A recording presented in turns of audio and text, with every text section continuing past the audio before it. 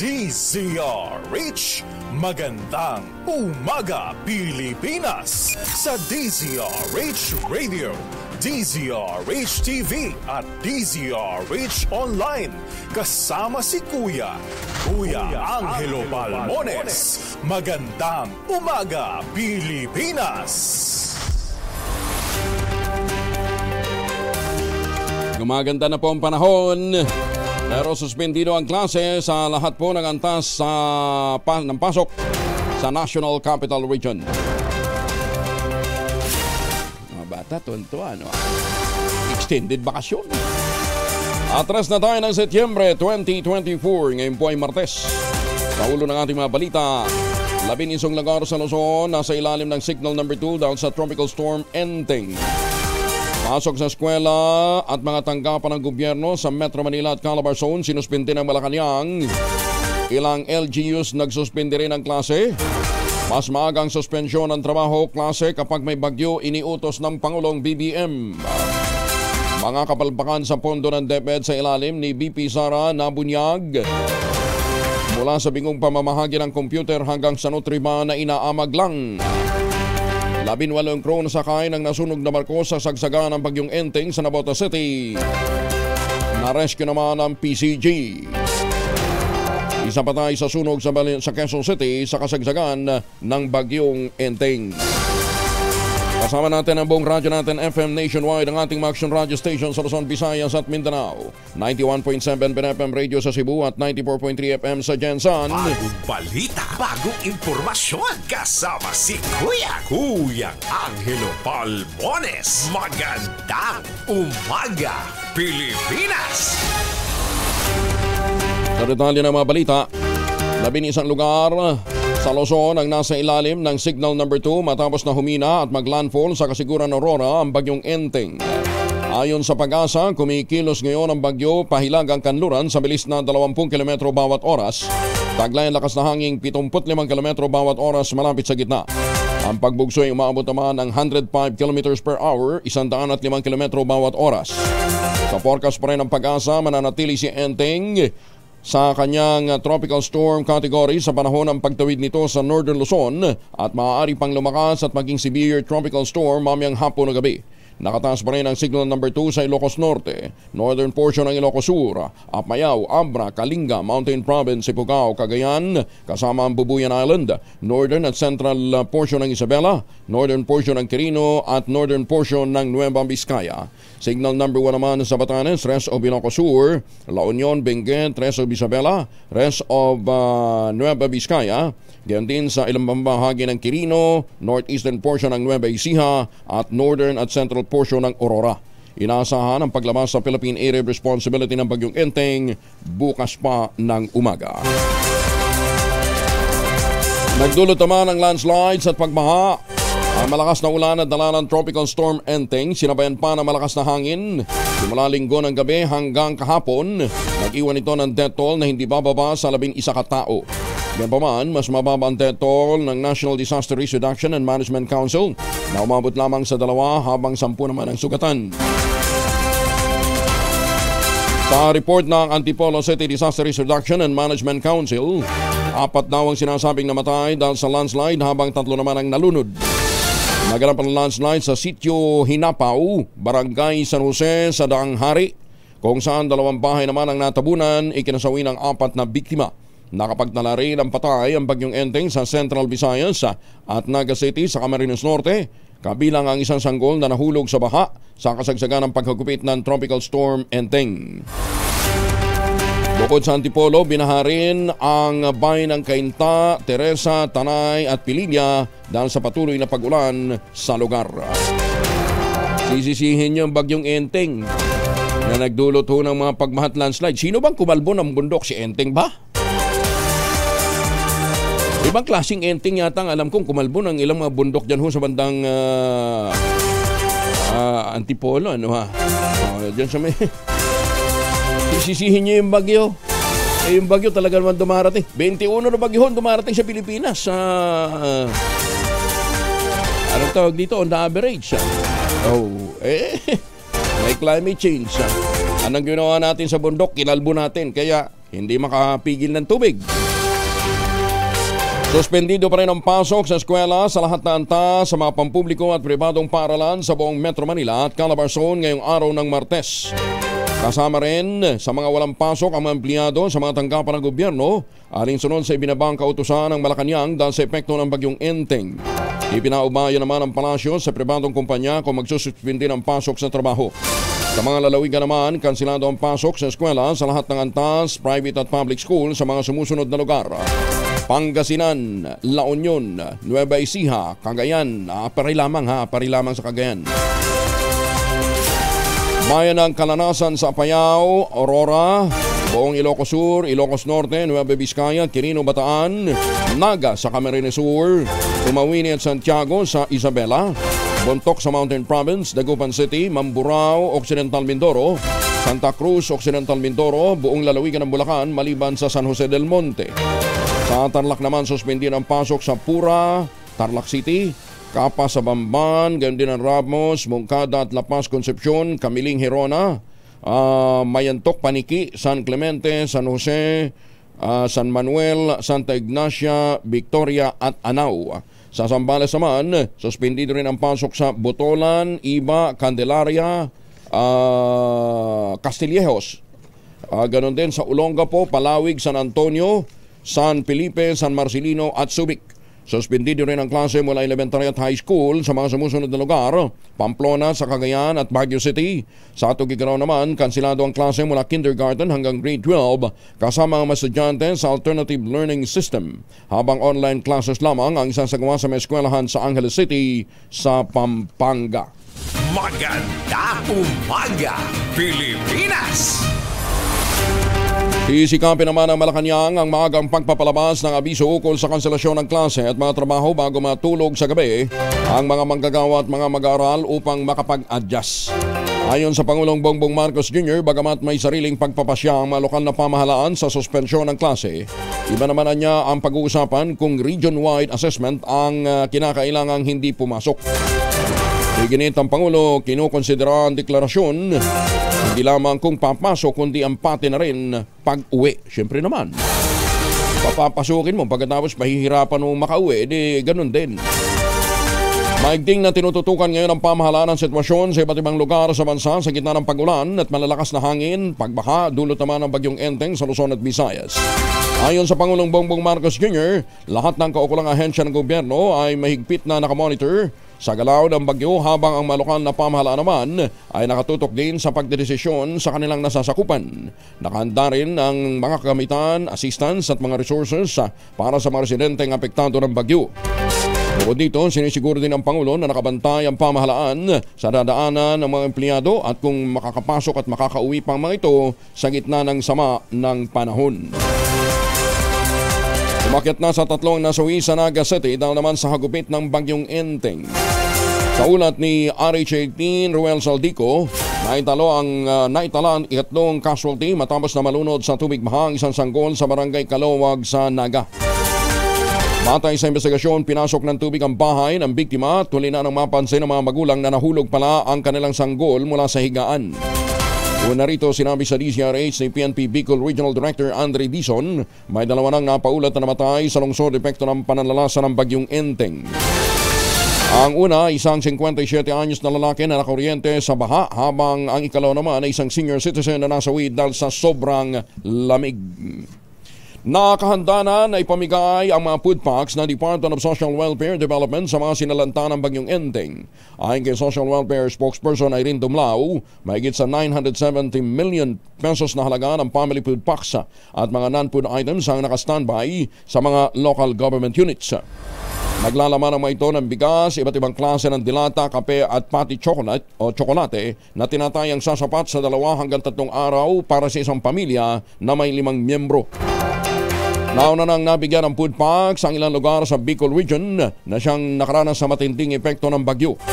Samantala sa Kalimandao na kulangin ng supply ay nakikipag-ugnayan ng DSWD sa ilang private distributors para sa karagdagang tulong. Suspendido muna ang operasyon ng mga korte sa Calabarzon at Metro Manila ngayong araw, September 3, dahil pa rin sa masamang panahon dulot ng bagyo. Ayon sa Korte Suprema, batay ito sa naging direktiba ng Office of the Executive Secretary na nagsuspende ng pasok sa trabaho sa mga tanggapan ng gobyerno sa Region 4A at National Capital Region.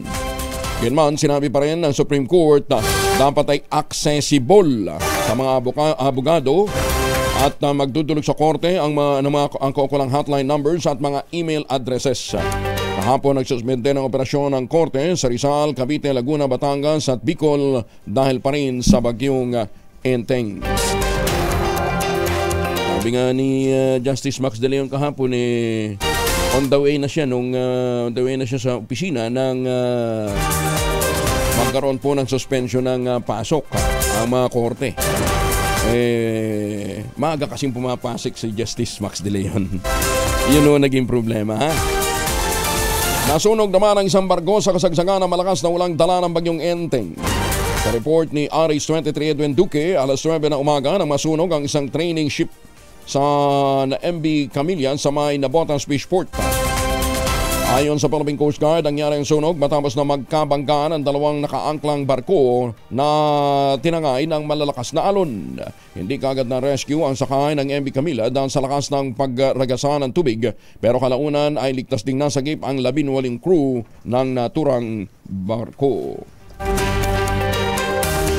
Sa gitna naman ng patuloy na pag-uulan, dala pa rin ng bagyo, nasunog naman ang isang bahay sa Quezon City at isang binatilyo din ang nasawi.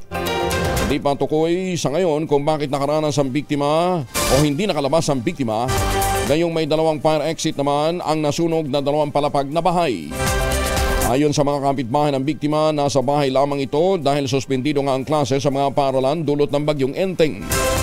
Samantala, inaalam din ng Bureau of Fire Protection ang sanhi ng sunog na umabot sa unang alarma. Oy mga misis! Amoy araw ba si Mr. pag-uwi galing ng trabaho? Abay dalian sa germs sa katawan nila. Para labanan ng amoy araw at may pawis, gumamit ng Shield Bath Soap regularly.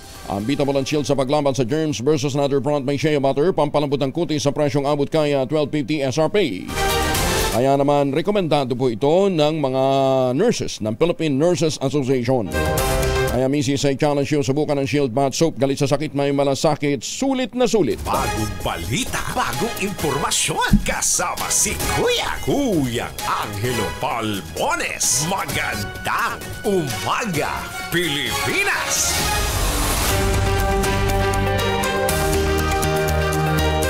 Labing 5 minuto na makalipas ang alas 4 na umaga.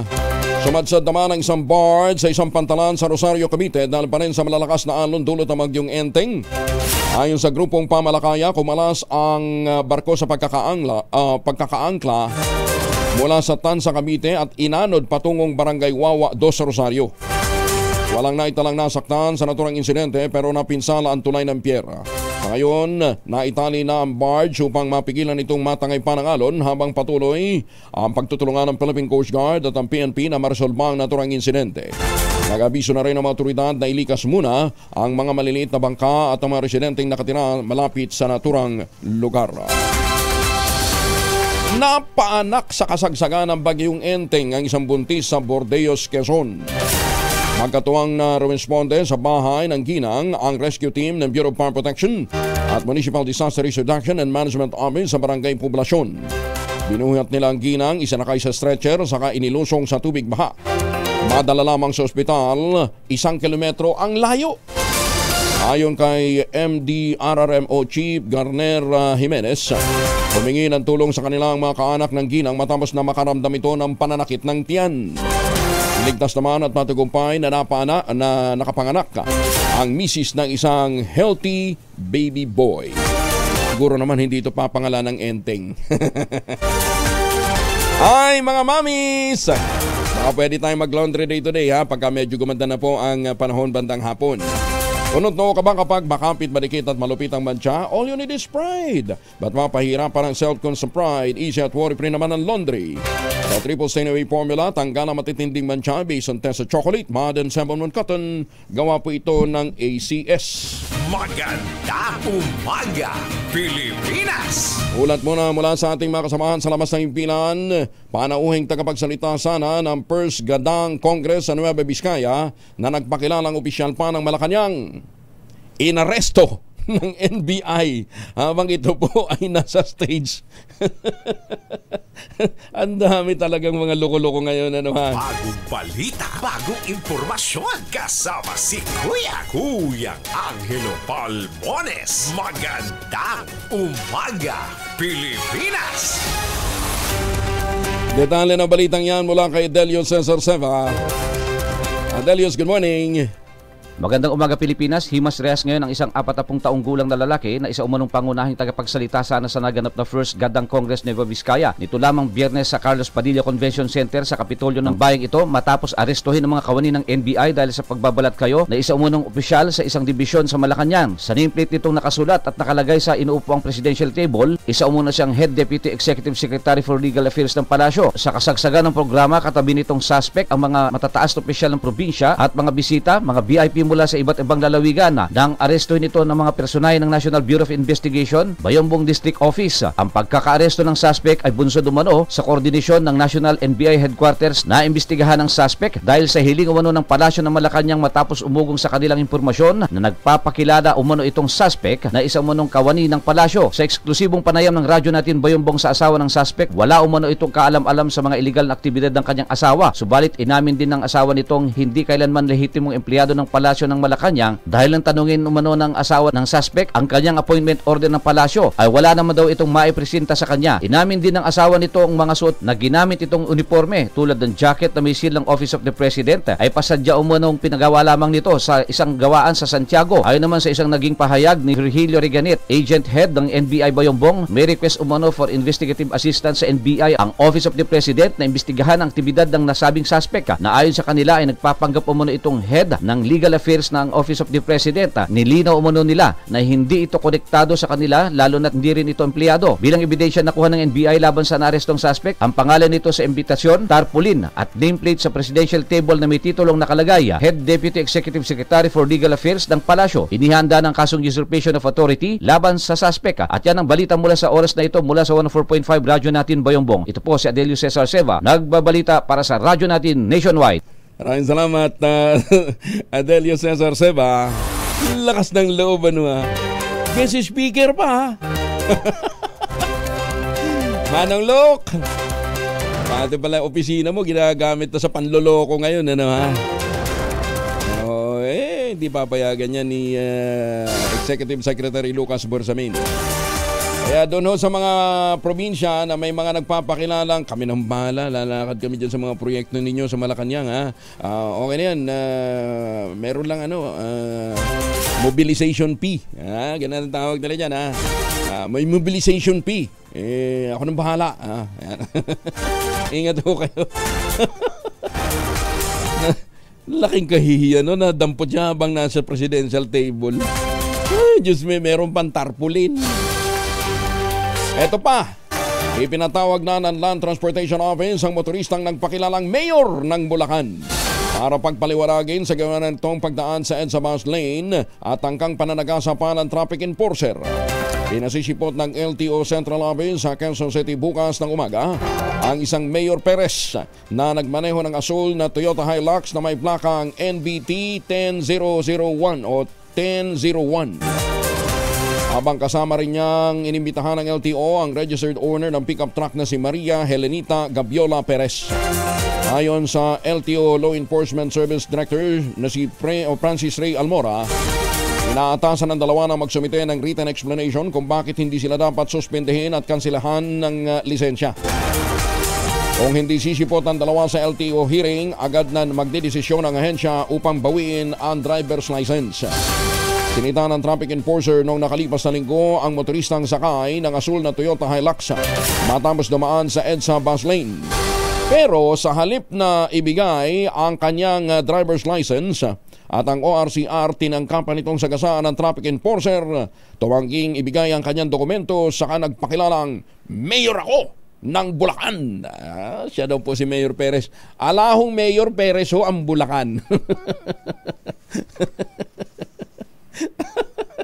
Ang dami talagang ogang sa Pilipinas. Magandang umaga, Pilipinas! Ay, susme. Pasayahin natin ang ating buhay kasi nagkakawindang-windang po. bigyan namin lalakas talaga ng loob, ano ha? Oo. Isang estudyante kritikal ang pagsasaksakin sa dance party naman sa Dagami, Leyte. Detalye ng balita mula kay Jimmy Angay-Angay, RH32. Jimmy. Isang estudyante pinagsasaksak sa isang dance party critical sa bayan ng Dagami, Leyte. Kinilala ng PNP ang biktima si RPD City Anyus, resident ng barangay Kabuluran sa naturang bayan. Nakilalang suspect na si GRGD City Anyus ng barangay Patok, Dagami, Leyte. Sa investigasyon ng PNP, ang biktima dumalo ng dance party sa gymnasium sa naturang bayan nang biglang sunggaban at pagsasakin ng suspect. Tinamaan sa kaliwang bahagi ng dibdib. Kadaman at tumakas ang suspect, pinagdanap ng Dagami, Leyte PNP para managot sa ginawang krimen. Samantalang biktima patuloy na ginagamot ngayon sa ospital. Mula dito sa DYV Lacson Radyo Tacloban, ito si R32 Jimmy Angay-Angay para sa DZRH, una sa Pilipinas, una sa Pilipinas. Dengan salamat, Jimmy. Maupay nga aga sa ating mga kababayan dyan po sa Leyte. 6 na bangka naman sa Limay Bataan, tinangay nga na malaking alon sa dagat ng manalasang bagyong Enteng. Detalye na balita mula kay Danny Kumilang, RH37. Danny, good morning. Sa ulat sa atin mula kay Vice Mayor Richie David ng Limay Bataan, 6 na bangka na pag-aari ng mga mangisda sa Limay Bataan ang tinangay na malalaking alon sa dagat dahil na rin ito sa pananalasa ng bagyong Enteng PH. 4 sa mga ito ay maswerteng nasagip pa rin ng mga bantay dagat, subalit ang 2 sa bangka ay tuluyan ng tinangay sa gitna ng laot. Wala namang napaulat na nasawi sa naturang pag-rescue sa mga bangka at mga may-ari nito. Samantala, nilubog naman sa ang ilang mga barangay sa Bataan, lalo na ang mga nakatira malapit sa kailugan at mga tubig ulan na walang matatakbuhan ng agos nito. Kaugnay nito, patuloy pa rin ang panawagan ng LGU Bataan na bawal pa munang pumalaot ang lahat ng mga mangisda hanggat masama pa rin ang panahon upang maiwasan ang sakuna. Ang PCG sinuspindi naman nito ang operasyon sa pagsipsip ng mga langis sa 2 barkong lumubog at 1 barkong sumadsad na naganap sa panahon noon ng pananalasa ng bagyong Karina at habagat at ipagpapatuloy pag gumanda na ang panahon. Danny Kumilang, RH37 DCRH, una sa Pilipinas, una sa Pilipino. Maraming salamat, Danny.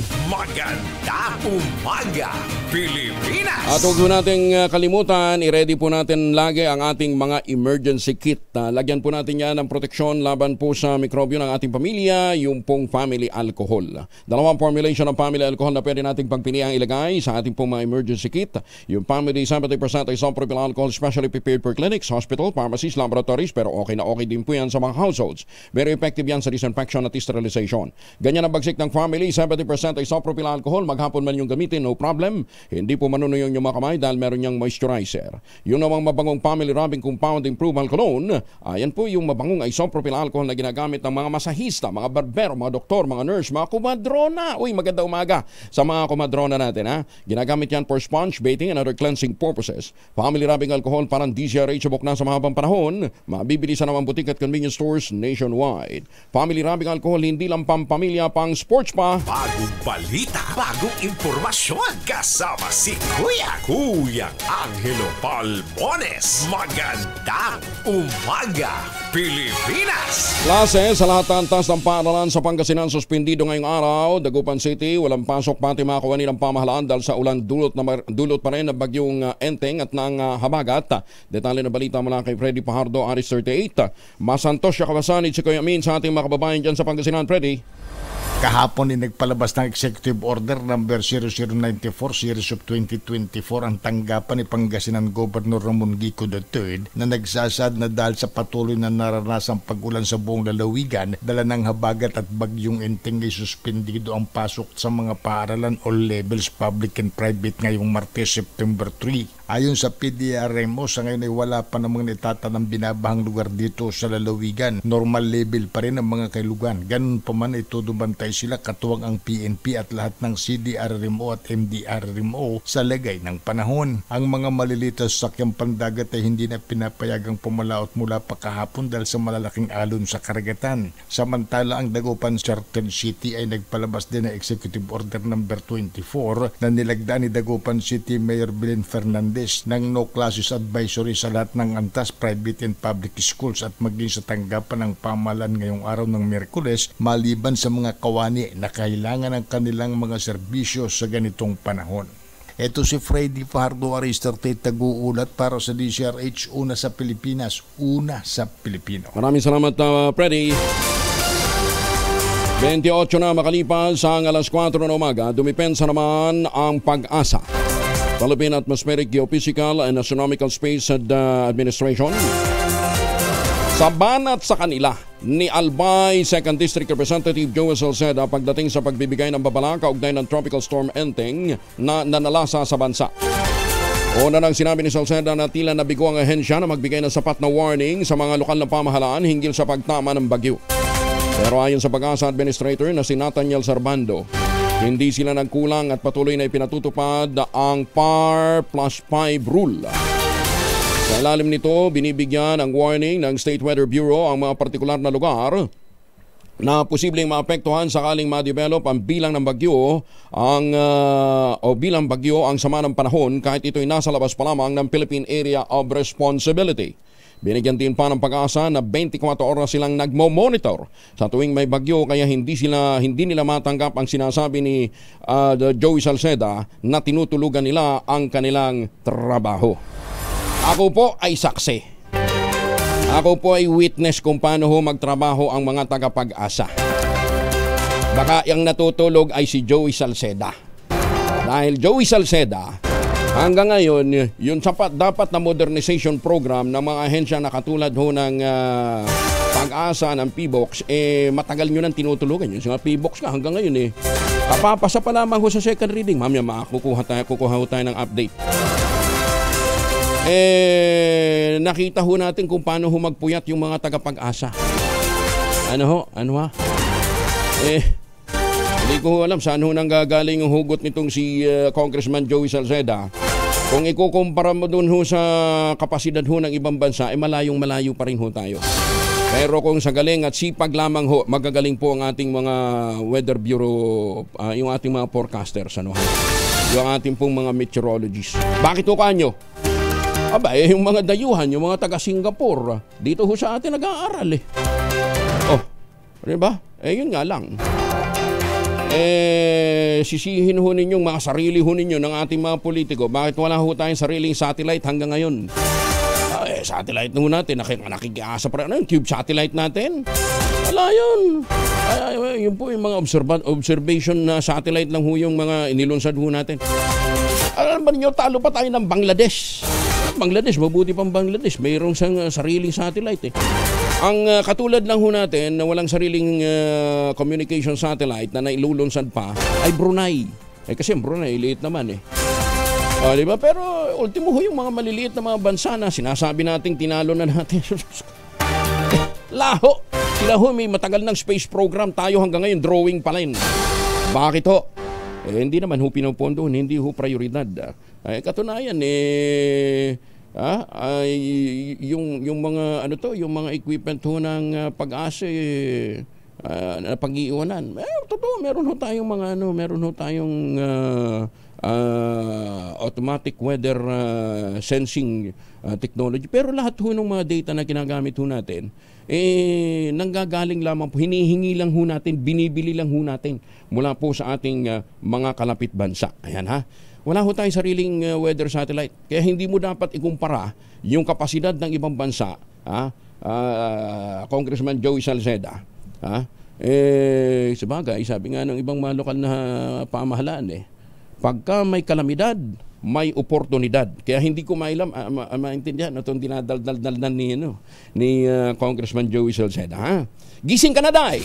Magandang umaga, Pilipinas! 32 na makalipas ang alas 4 na umaga. 3 tulak ng ilegal na droga. Arestado naman ang kapulisan sa Davao City. Detalye ng balita mula kay June Soter mula sa Action Radio Davao. June, good morning! Golongan ang binagsakan ng 3 tulak ng iligal na droga matapos ikinasan ng Buhangin Police Station ang drug bypass operation dakong alas 12:55 ng tanghali sa Eustaquio de la Peña Street, Barangay Cabantian, Davao City sa gilid ng Heji Taxi Gasoline Station. Ang mga naresto na kilalang sina alias Dudong, 29 anyos, alias Jetro, 33 anyos, kapwa sila construction worker at nakatira sa Barangay 76-A, Davao City. At ang pangatlo na dakip ay nakilalang si alias Renante, 25 anyos, nakatira sa Purok 7 Dampa, Barangay Waan, Davao City. Ayon sa report ng kapulisan, positibong nabilhan ang mga suspect sa nagpanggap na pusher buyer kaya kaagad silang pinusasan. Nakuha sila ng posisyon ang dalawang pakiti sa inihinalang shabu na may estimated standard drug price na 75,180 pesos. Sa ngayon, kulong na ang mga suspect at inaasikaso na ng Buhangin PNP ang kasong isasampa laban sa mga naaresto. Ito si June Suter para sa DZRH. Una sa Pilipinas, una sa Pilipino. Daghang salamat, June Suter. Bago ko makalimutan, sino bang unang nagpangalan ho ng mga bagyo? Sino unang nagbigay ng pangalan sa mga bagyo? Ang first known meteorologist na nag-assign po ng mga pangalan sa mga tropical cyclone ay si Clement Rugg. Si Clement Rugg po ay isang Australian meteorologist. At siya po yung una nagbigay ng mga pangalan. Natutuwa kasi itong si Clement Rugg na ipangalan sa mga politiko na kinabubusitan niya. Ipangalan sa mga politikong kinabubusitin niya ang pangalan ho ng mga bagyo. Ayan, noong una, gumamit ito ng mga letters ng Greek alphabet. Kalaunan, pinalitan ito ng Greek at Roman mythology. At kalaunan, gumamit po siya ng mga pangalan ng mga politikong kinabubusitan niya. Ayan, gumamit din po, mga 1890s po ito. Ipinangalan niya ito mula sa mga kababaihan, mythical pictures, mga politiko na hindi niya type, nakabinabubusita niya. Yan ho ang kanyang, yan pong ginawa. Kaya nga meron tayong inclement weather. Galing po kay Clement Rugg. Para doon sa mga kabataang nakikinig ngayon, yan ho yung pinanggaligan ng mga pangalan ng hunang mga bagyo.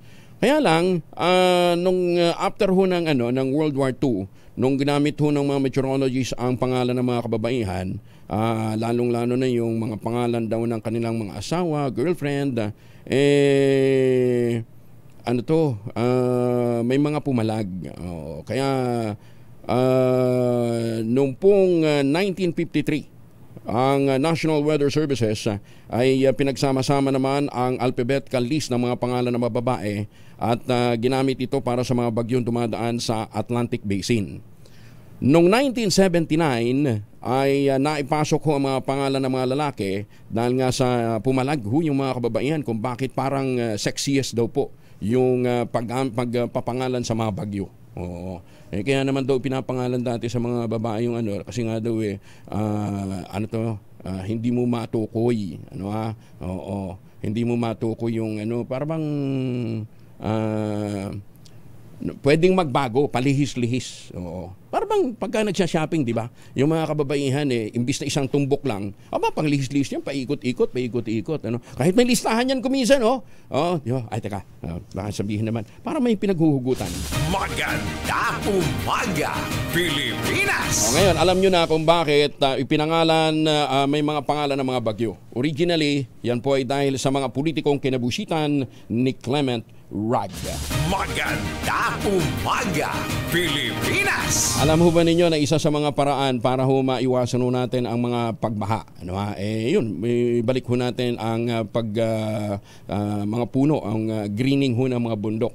Kaya lang, paano nga natin papanumbalik ang sigla ng bundok?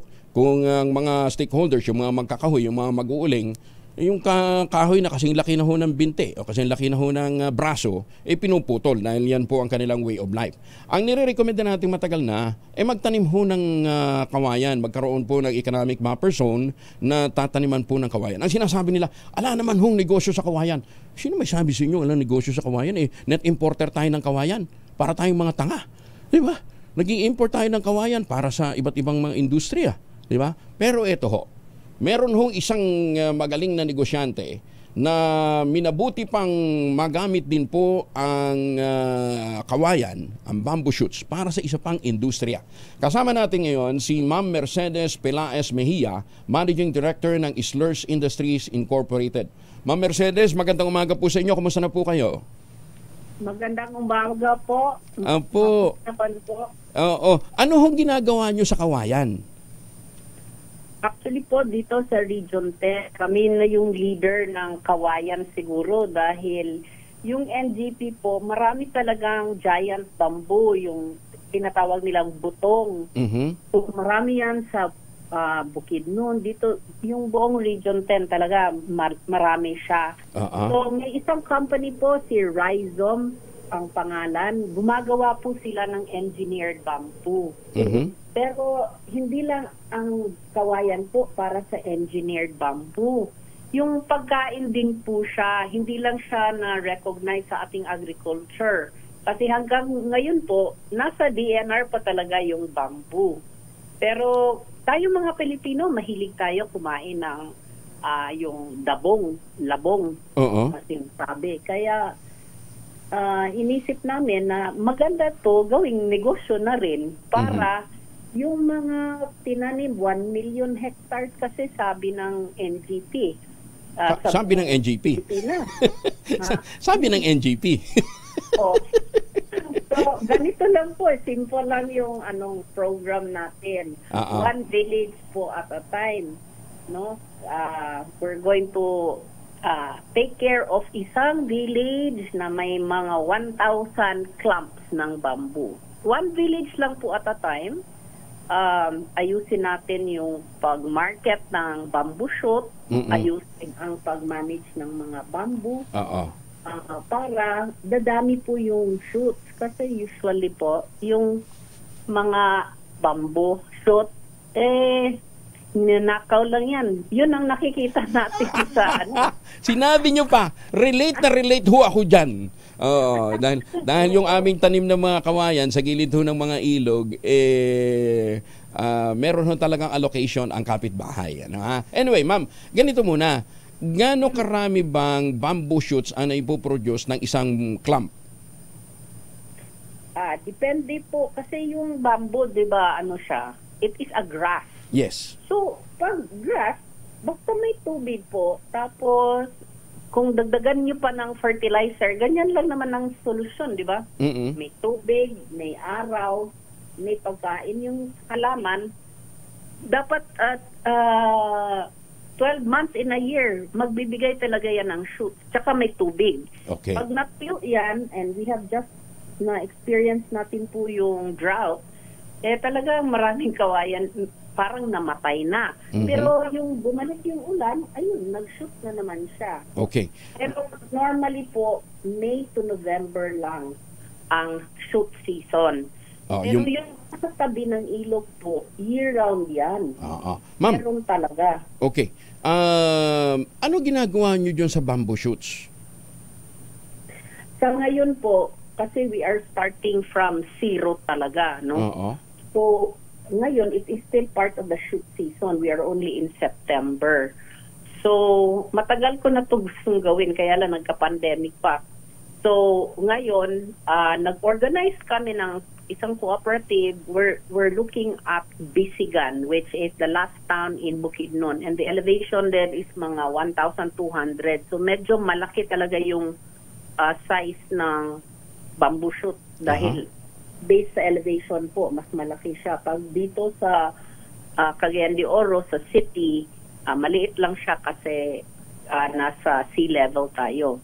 Okay. So, we will just try to process, to sell, officially sell it po sa mga supermarket or kahit sa direct marketing po sa mga okay. restaurant. Ma'am, balikan ko yung tanong. Ano lang ginagawa natin sa bamboo shoots? Pickle pa lang? Pickled bamboo shoots lang? Hindi pa natin pinaprocess para maging bamboo flour, hindi pa natin pinaprocess sa iba pang mga produkto. Wala pa.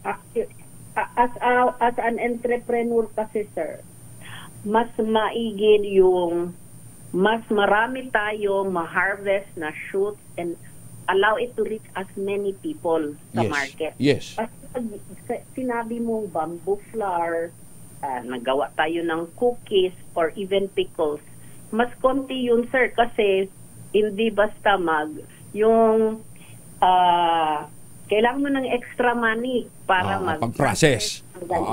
Tapos pag nilagay mo yan sa market, marami pa yung mga FDA certification, ganyan. So, the goal talaga ng cooperative is to really encourage the use of bamboo shoot. Tsaka kasi maganda yung nutritional value ng bamboo shoot. Kaya we have already tried to make yung mga pickles ganyan, but what we want to say is yung iba na yung tao, yung mag-value adding ka sa ibang tao na yun. Okay. Ma'am, magkano per kilo ang bili nyo ng bamboo shoot?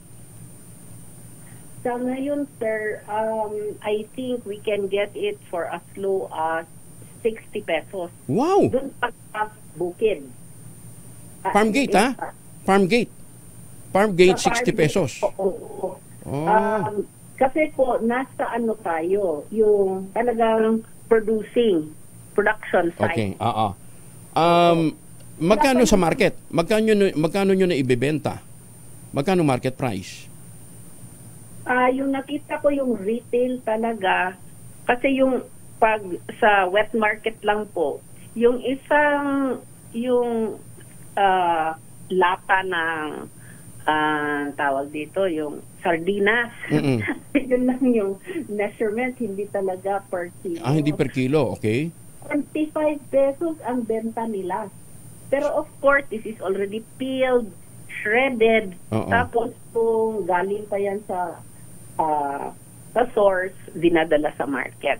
Ma'am, paano nyo pinipreserve? Paano nyo pinapahaba pa ng konti ang buhay ng bamboo shoots? Kasi once na naputol na natin yan, di ba? Tapos na-shred na siya, medyo mangingitim. May proseso ba para mapanatili siyang maganda, tingnan, puti pa rin, kahit na nakaabot na ho sa market?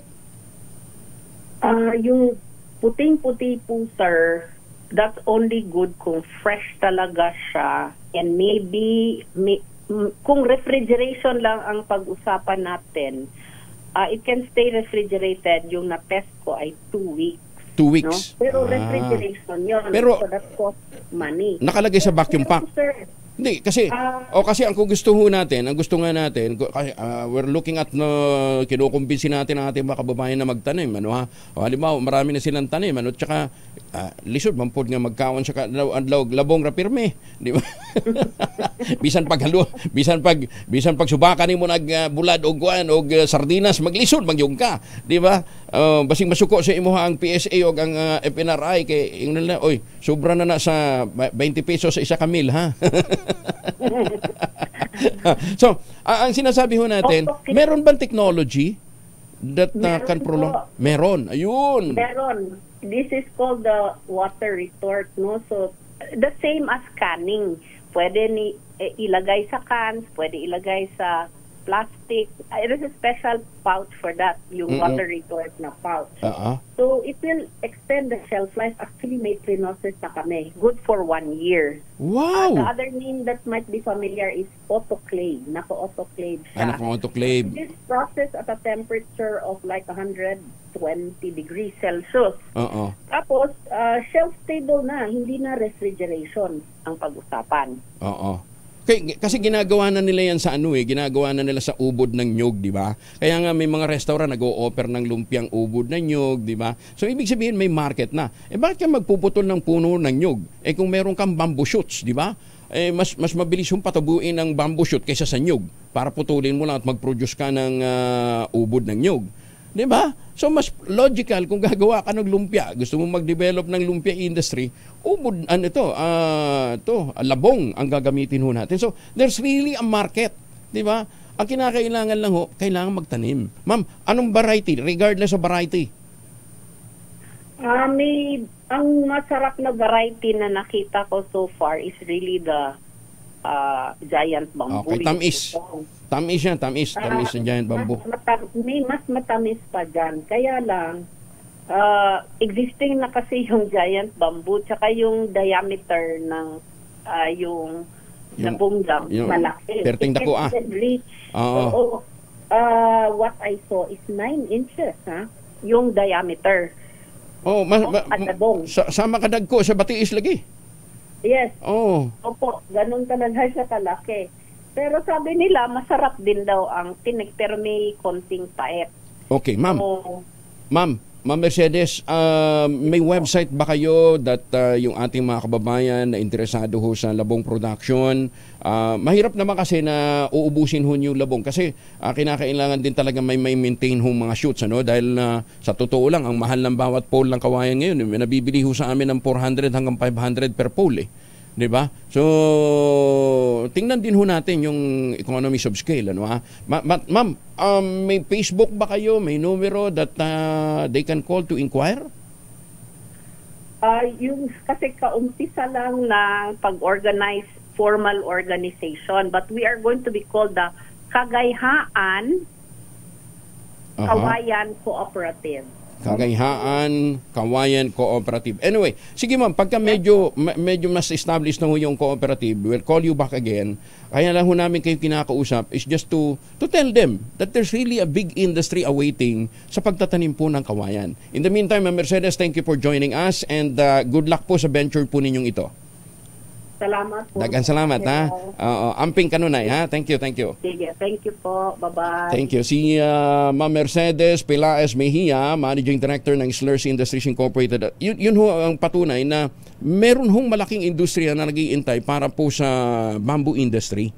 No? Hindi lang para sa muebles, ano? Pero alam ho ninyo, nakakalungkot nga. Net importer ho tayo ng kawayan hanggang ngayon. Nakakahiya ho tayo. Ang dami-namin ho nating nakatiwangwang na lupa. Kawayan, hindi pa natin maitanim. Maganda umaga, Pilipinas! O ngayon, gusto ho nating mapigilan ang mga landslides. O gayahin ho natin yung proyekto na ginagawa ho ni Congressman Ador Pleito dyan po sa Ipo Dam at saka dito sa Angat Dam, ano, yung watershed natin diyan. Tinataniman ho nila ng kawayan.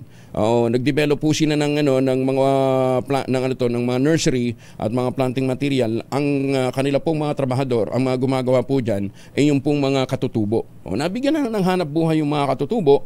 Mapapangalagaan mo pa ang kabundukan, mapapanatili mo pang masigla ang gubat, no? At the same time, bibigyan ho ninyo ng iba pang mga negosyo at pagkakakitaan ang atin pong mga kababayan. Ayan, ha? Sana ho lahat dyan ng mga LGU, ganun ho ang mindset, ano ha?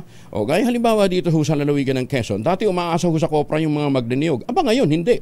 Meron na ho silang sariling brand ng tsokolate, Tangerine Chocolate. Available po yan sa 0919-095-5935. Yung pong mga planting material ng kakao, galing Davao, hinakot po yan ni Dr. Helen Tan para maitanim sa ilalim po ng mga nyugan. Kaya ngayon, may mahigit 10 variants ng Tangerine Chocolate. Pwede nyo i-check sa tangerinechocolate.ph. Ang raw material sa ginamit dyan ay galing din po sa ani ng mga magsasaka. Sabi nga ni Dr. Helen Tan, palakasin natin ang loob ng ating mga magsasaka dahil sisiguraduhin nila ang ating food security. In the meantime, tayo po naman, tangkilikin po natin ang gawang atin. Tangerine Chocolate, 100% gawang atin dahil ang mga raw materials niyan ay galing po sa ani ng mga magsasaka. Available sa 0919-095-5935. Gaya nga po ng sabi ho ni Dr. Helen Tan, sino bang magmamalasakit sa Pilipino kundi ang kapwa Pilipino? Kaya sa bawat bili ho ninyo ng Tangerine Chocolate, sa bawat pagtangkilik po ninyo sa gawang atin, pinalalakas po ninyo ang loob ng ating mga magsasaka, pinalalakas natin ang ating lokal na ekonomiya. Maganda umaga, Pilipinas! Pamanuan ng 4th Infantry Division, pinaigting ang military operations laban sa grupo ng CPP-NPA, leader na si Mirna Salarte at mga tauhan nito. Detalye na balita mula kay Jun Di Makutak, RA19. Assalamualaikum, Jun. Alaikumussalam, Kuyang Angel. Nagpapatuloy ang opensiba ng militar under 4th Infantry Diamond Division laban sa mga natitirang NPA group ng Northern Eastern Mindanao Regional Committee na pinamumunuan ng isang Mirna Solarte alias Commander Maria Malaya. Sinusuyod ng military ang iba't ibang bahagi ng area of concern ng 4th Infantry Diamond Division na pinaniniwala ang pinamumugaran ng natitirang grupo ng CPP-NPA. Sa report mula sa 4th Division Information Office, mula nitong huling linggo ng buwan ng Agosto, naitala ang serye ng mga engkwentro ng iba't ibang units ng 4th ID sa mga probinsya ng Agusan del Sur at Agusan del Norte, kung saan isa sa mga NPA ang napatay na nakilalang isang Aldo Gano alias Tulong, residente ng Santo Niño, Bayugan City. Nabawi ng 29th Infantry Battalion at ng Special Recon Unit ang barilang napaslang, isang AK-47, mga bala at isang backpack. Nakaengkwentro rin ng 65th IB ang ilang miyembro ng NPA Platoon 3 sa barangay Bilyangit, Sibagat, Agusan del Sur. Resulta ng pagka-recover ng isang M653 rifle at mga personal belongings. Ayon naman kay 9 First Commander Brigadier General Arsenio Sadural, ang grupo ni Myrna Solarte alias Maria Malaya, asawa ng napaslang na si George Madlos, ang patuloy na kumikilo sa AUR ng Fort ID at hinihikayat itong sumuko na lamang habang mayroon pa umanong pagkakataon. Sa ilalim ng kautusan ni Fort ID Commander Major General Cuerpo, mas lalong pinaigting ang military operation sa area upang tugisin si Commander Maria Malaya at mga tauhan ito, buhay man o patay. Mula sa Kununahan sa Pilipinas, DZRH, ako si RH19, June Dimakutak. DZRH, una sa Pilipinas, una sa Pilipino. Sukran, John. Maganda umaga, Pilipinas! Tumaas naman ang 32.32% ang gross gaming revenue o GGR ng Philippine Amusement and Gaming Corporation o PAGCOR sa second quarter ng taon. Ayon kay PAGCOR Chair at CEO Altenco, sumipa ang GGR sa 89.23 billion pesos, mas mataas ng 32% kumpara sa 67.43 billion pesos na naitala sa katulad na panahon ng 2023. Mas mataas din ito ng 9.21% kumpara sa 81.7 billion pesos sa first quarter. Sinabi pa ni Chairman Tenco na ito ay dahil sa electronic games o e-game sector, kung saan lumaki ang top line nito na higit ng 6 na beses na isa ding bagong record high. Samantala, rebranding naman ang mga Pogo hindi dapat pahintulutan ayon kay Senator Risa Ontiveros. Detalye ng balita mula kay Raymond Denpa sa RH28. Raymond, good morning. Binalaan ni Senator Risa Hontiveros ang mga kinaukulang ahensya ng pamahalaan na huwag pumayag sa sinasabing rebranding ng mga Philippine Offshore Gaming Operators o POGO sa bansa. Ito'y kasunod ng mga lumutang na impormasyon na dahil sa kautusan ni Pangulong Bongbong Marcos na isara na lahat ng POGO operation sa bansa sa buwan ng Disyembre. Sinabi ni Ontiveros na may mga balitang magiging call center ang mga POGO o itatago sila sa Special Economic Zone at iba pang mga hokus-pokus na hindi dapat mapahintulutan. Giit ng senador, dapat ay may mga managot sa mga opisyal ng pamahalaan na nagpapabaya o kaya ay kasangkot sa nagpapatuloy na operasyon ng mga illegal na POGO sa bansa. Para naman kay Senador Sherwin Gatchalian, kailangan ng iisang pagkilos ang mga law enforcement agencies, PAGCOR at local government units sa kampanya laban sa mga illegal na aktibidad alinsunod sa direktiba ng Malacanang. Sa kabila, umano ng kautusan ng Pangulo na itigil ng mga illegal na POGO, ay naglipatan lang ang mga ito sa iba't ibang mga lugar.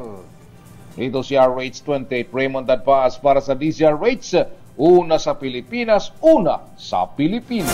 Maraming salamat, Raymond. 55 makalipas ang alas 4 ng umaga. Hoy, pwede tayo mag-take na ng ultabayo, ha? Pero sabi ho ng mga dalubhasa, ng mga eksperto, anytime po pwede tayo mag-take ng ultabayo. Pero ang pinakamaganda talaga, 2 kapsula bago humatulog para ma-maximize ho natin ang benepisyo ho ng ultabayo. Ang ultabayo po ay postbiotic with Lactococcus lactis strain plasma. At ang bawat kapsula po ng ultabayo ay nagtataglay ng 50 billion cells ng Lactococcus lactis strain plasma.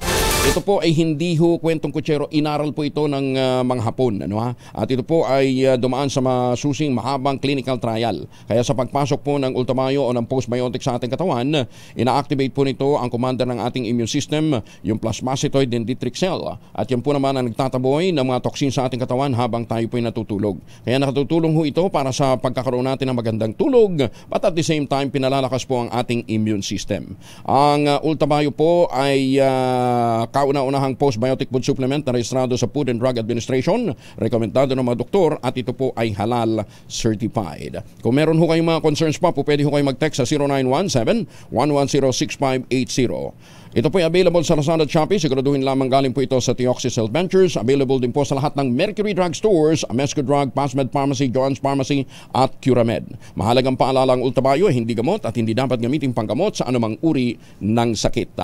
Ma'am Doti Molino, magandang umaga po sa inyo yan po sa Kinapawan City. Si Director Toto Baculcol ng PBOX kasama na natin. Doc Toto, magandang umaga po sa inyo. Yes sir, good morning din po sa inyo. And congratulations, pumasa na pala sa second reading yung PBOX Modernization Bill. Yes, thank you din sir sa support. Opo. And sa mga congressmen natin very much interested to support the PBOX Modernization Bill. Ayan, gano'ng katagal na ba natin itong inilalaban? Since last year. Hindi, pero ilang Congress na pinagdaanan nito eh. Oo. Anyway, so nasa second reading na, pumasa na po sa appropriations? Yes, pumasa na sa appropriations and then pumasa na rin sa second reading. Ayan, second reading. Appropriations. So. Ayan, tapos ano na lang, third reading. May counterpart bill ito sa Senado, di ba? Yes, so may counterpart bill to sponsored by Senator Cayetano. Okay. And yung sa Senado, waiting na lang yung House version para ma-reconcile. Yes, that's right, ma-reconcile. Okay. Anong highlight ho nitong PBOX Modernization Bill, Doc? So dito yung upgrading and maintenance of the physical and operational techniques. So yung laboratories natin, yung provision of the state-of-the-art facilities, yung development of our volcano monitoring network, yung i-expand natin yung seismic monitoring network natin kasi for a country like the Philippines, we need 300 seismic stations, and right now we only have 120. Wow. So laki ng kulang. Yes, 120. So malaki ang kulang. Yung Taiwan, which is 1/10 the size of the Philippines, meron silang 200. So tayo, 10 times bigger than Taiwan, meron lang tayong 128. Tapos, we have 24 active volcanoes, and out of the 24 active volcanoes, 10 lamang yung minomonitor natin. And out of the 10 monitored active volcanoes, 2 lamang yung may kompletong equipment, which is Mayon and Taal volcano. So with the PBOX modernization, lahat ng 24 active volcanoes will have at least the minimum equipment. Okay. Sir, yung manpower, Director. That's right. And this would also include the augmentation of the number of plantilla positions para makapag-attract po tayo ng experts na kailangan po natin kasi ang nangyari ngayon, yun na nga, cost staff, kalahati ng staff namin is cost staff. So ang ginagawa natin, we hire them, we train them, and then umali sila. So nasasayang yung training natin sa kanila. Yes, that's right. Kasi, sir, pinaganda nyo pa yung term job order. Job order po yung kalahati ng puwersa. Ilan ang kailangan ho ninyong staff, Director? 300? Right now, 252 yung permanent staff, and then kailangan namin ng 600. 600 kami. Yes. Ang layo! 600 ang kailangan, 200 lang ang current na plantilla position. Current plantilla position. Pero may additional 200 din kami na job order, cost staff. Sus ko, Ginoo. So dito ngayon, masisiguro na natin na madadagdagan yung manpower ho ninyo, ma-achieve na natin yung 600, pero plantilla position na. Yes, that's right. Plantilla position. Ayan. Yung bang plantilla position, may hazard pay naman. Isusubo natin sa lindol at bulkan Meron na. Kasama dapat yan, sir. Kasama yan. Kasi kapag magiging plantilla na sila, may part na sila dito sa may yung benefits na makukuha ng mga DFA employees, makukuha din nila yun. Okay. Anong hinahanap natin, mga geologists, Mga geologists at saka yung mga engineers. Mga engineers. Karamihan yata ng geologists natin, kinukuha na ng mga minahan That's right. Ang laki ng sweldo ng mga mining company. Ba't ka pupunta sa PBOX? Tama po kayo. Tapos pagka medyo pa may sumabit at masama ang gising ng politiko, sisisihin pa yung mga ahensya ng gobyerno. Ay, sus, may ginoong buhay ito. So, second reading, third reading ay iniintay, tapos mapansa na po sa Senado. Hopefully, within the year kaya nakikita natin that it becomes a law? Yes, hopefully within the year, yun yung tinatarget namin. And yun na nga, si Ma'am Lita, she's very much into it, working hard para maipasa yung natin, yung bill. Sige, mananawagan tayo, Speaker. Martin Romualdez, ito napakagandang programa ho nito na kinakailangan mapagtibay sa lalong madaling panahon pag ang modernization ng PBOX Ang Pag-asa nakapag-modernize na pero kulang pa rin.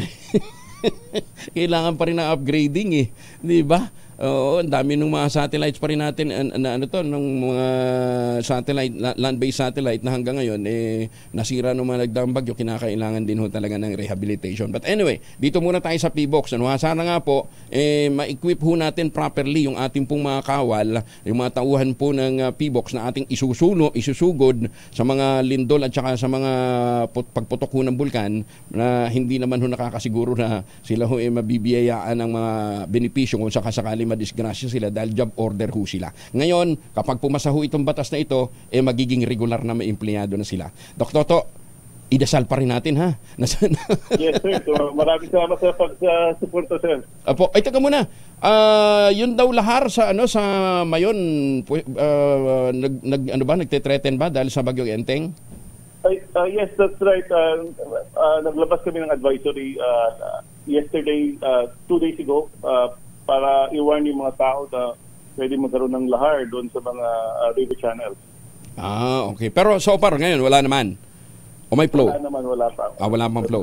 Sige, okay. That's good news. Thank you, Director. Thank you, ha. And huwag kayong mag-alala at siguro naman nagising na ho sila sa pananalasa ngayon ng bagyong Enteng at maaalala na nila lalo itong modernization bill ng PBOX. Thank you.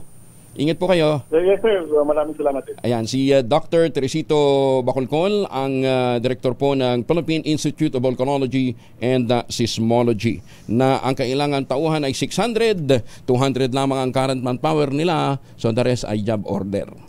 Diba? Para mong sabi mo doon sa sundalo, sugod! Diba? Nunga, magpakamatay ka! Punta ka doon sa mga lindol, sa mga pinutukan ng bulkan. Alamin mo ang sitwasyon. Sir, wala akong baril. Abala ka.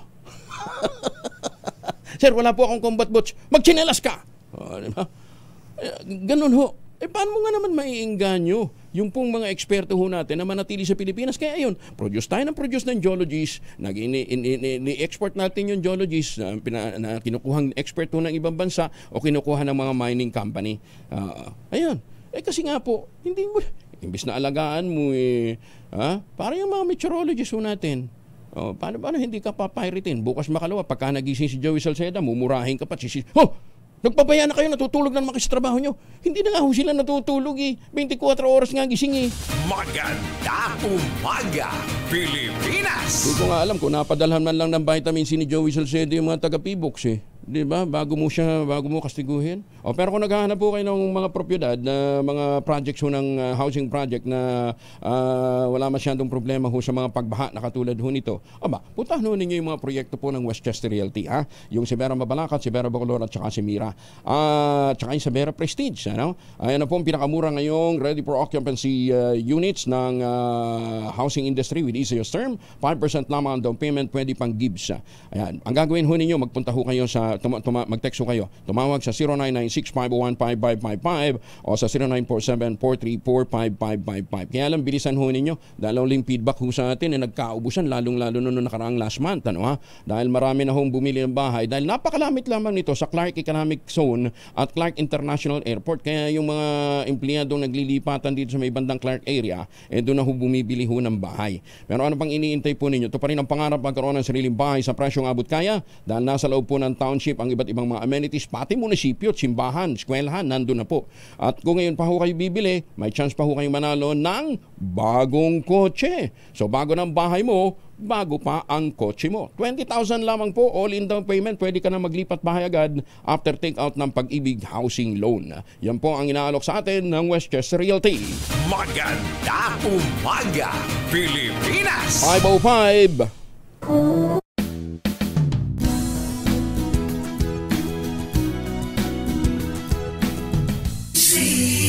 Manila Broadcasting Company. DZRH, a proud member of MBC Media Group.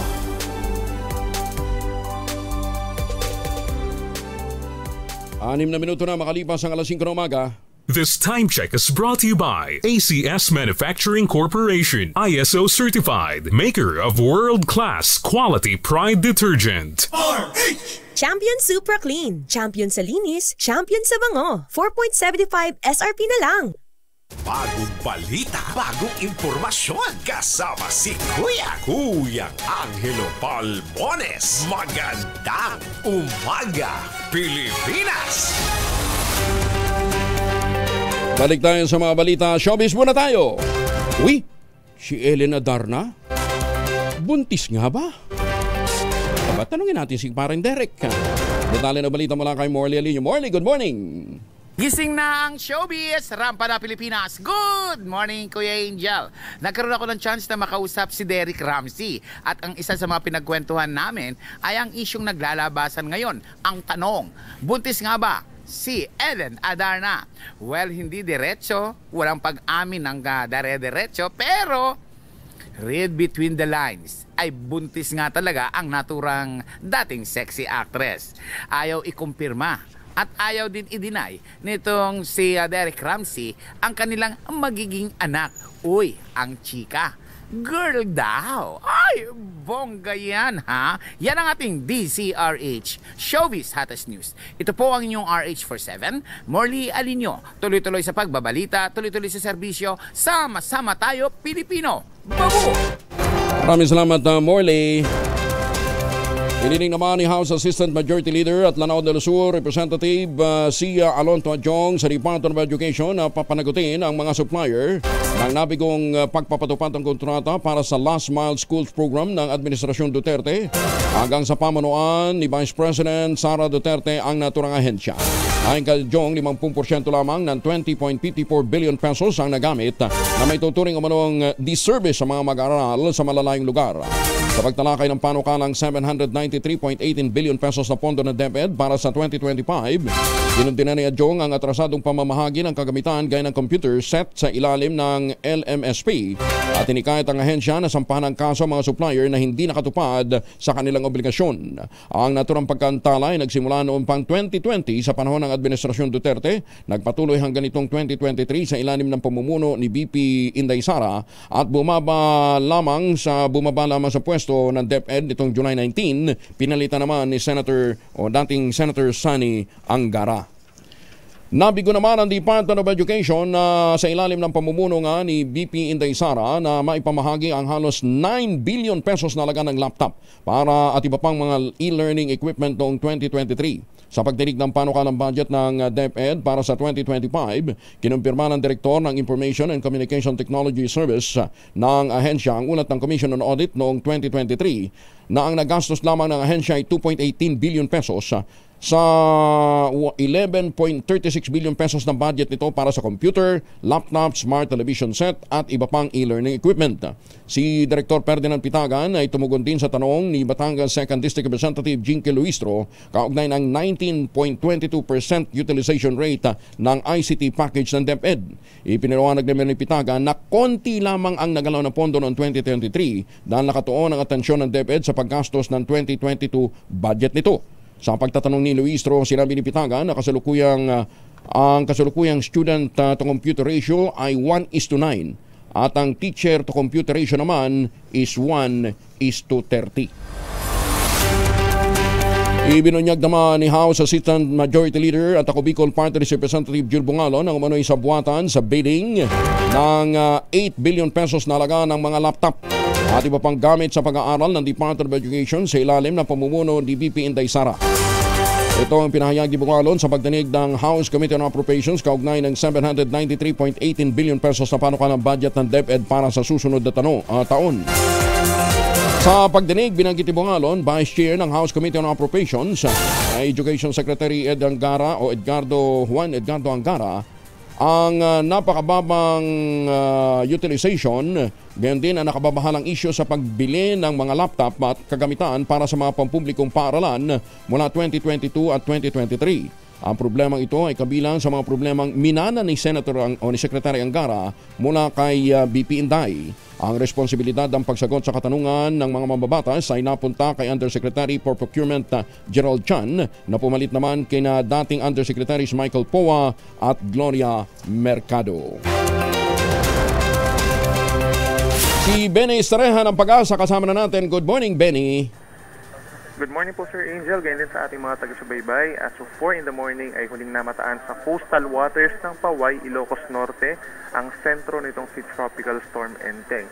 Taglay nito ang hangin ng 75 km per hour malapit sa sentro, so bahagyang humina po ito at umaabot naman sa 125 kph ang bugso ng hangin. At kumikilos ito pahilagang kanluran sa bilis na 25 km per hour. Inaasahan po na sa mga susunod pa na oras ay unti-unti pupunta na ito sa may West Philippine Sea hanggang sa papalayo na po ng ating kalupaan at lalabas ng ating Philippine Area of Responsibility bukas ng madaling araw or umaga. Nakataas pa rin naman po sa ngayon ang Tropical Cyclone Wind Signal number 2 sa Ilocos Norte, Northern Ilocos Sur, Apayao, Abra, Kalinga, western portion ng mainland Cagayan, kabilang na po ang Western Babuyan Islands. Habang signal number 1 naman sa rest of Ilocos Sur, northern portion of La Union, Mountain Province, Ifugao, northern portion of Benguet, Batanes, the rest of Cagayan, the rest of Babuyan Islands, Isabela at northern portion ng Nueva Vizcaya. So ito pa rin yung mga lugar na makakaranas sa mga pagbugso ng hangin, lalo na sa may signal number 2. In other areas of our country, particularly sa rest of Luzon, meron pa rin pong epekto ng habagat at pinakamaapektuhan pa rin po itong western sections, kabilang na Zambales, Bataan, na natitirang bahagi pa ng Ilocos Region, Occidental Mindoro, and northern portion of Palawan. Kaya ingat po sa mga posibleng pagbaha at pagguho ng lupa. At possible pa rin po tayo magtaas ng mga heavy rainfall warnings, mapa yellow, orange, or even red. Kaya mag-ingat po at makipag-coordinate sa ating mga local government units for possible evacuation. At yan muna latest. Benny, yes po. Kailan ka huling umuwi? Actually, first night. First night po. First night mo ngayon?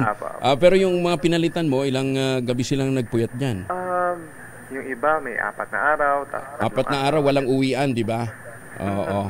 Ayun. Hindi, kaya tinatanong ko lang kasi sinasabi ni Congressman Joey Salcede at tinutulugan daw yung trabaho.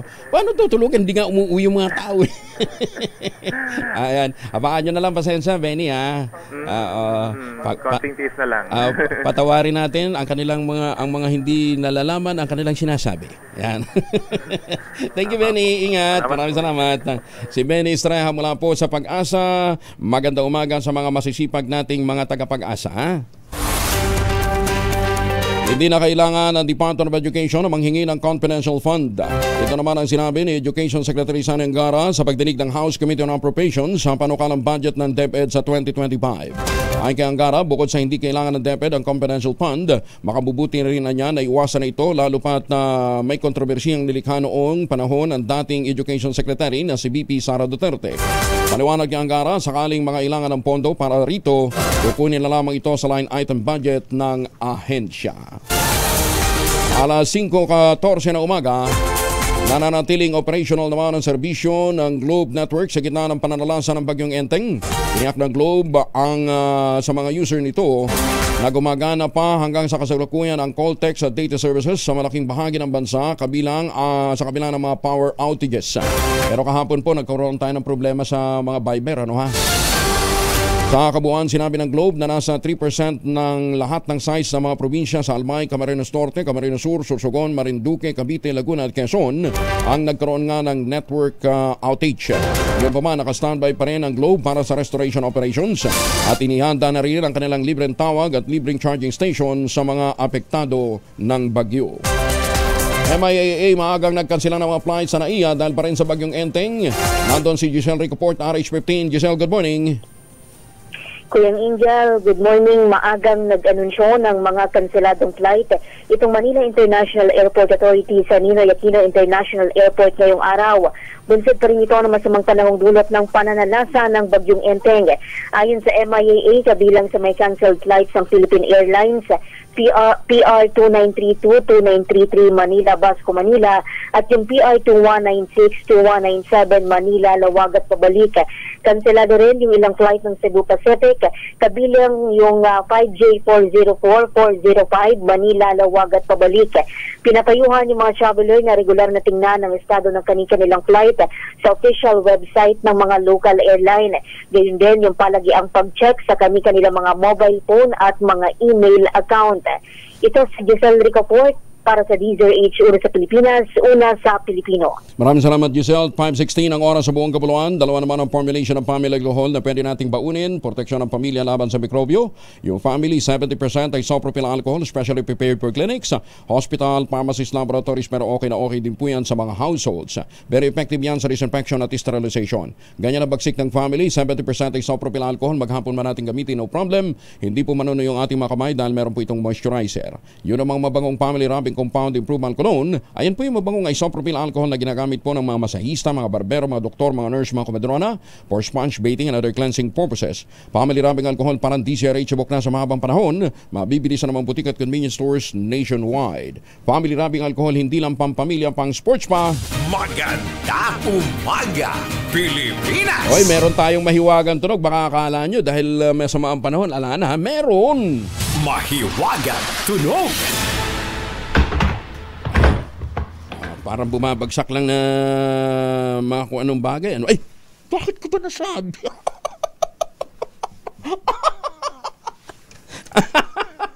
Nabigay ko yung prinsipyo ng physics. Hindi ho yung bumabagsak.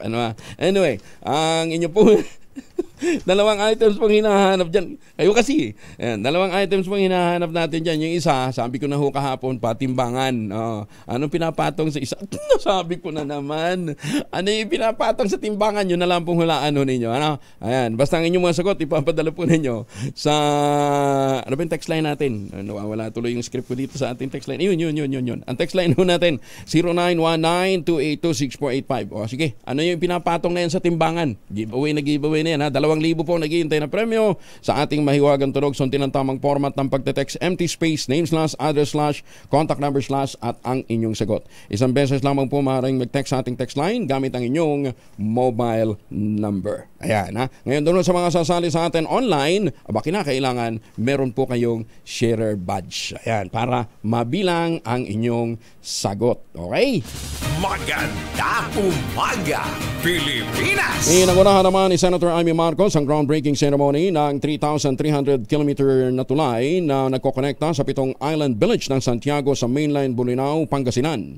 Kasama ang Presidential Sisters sa nasabing seremonya at ang mga opisyal ng Department of Public Works and Highways. Ayon kay Senator Amy Marcos na proponent ng naturang proyekto, kabilang sa ikukonektang island villages ang Binabalian, Goyoden, Lucero, Pilar, Salud, Diwi at Victory na may mahigit 13 o 18,000 populasyon.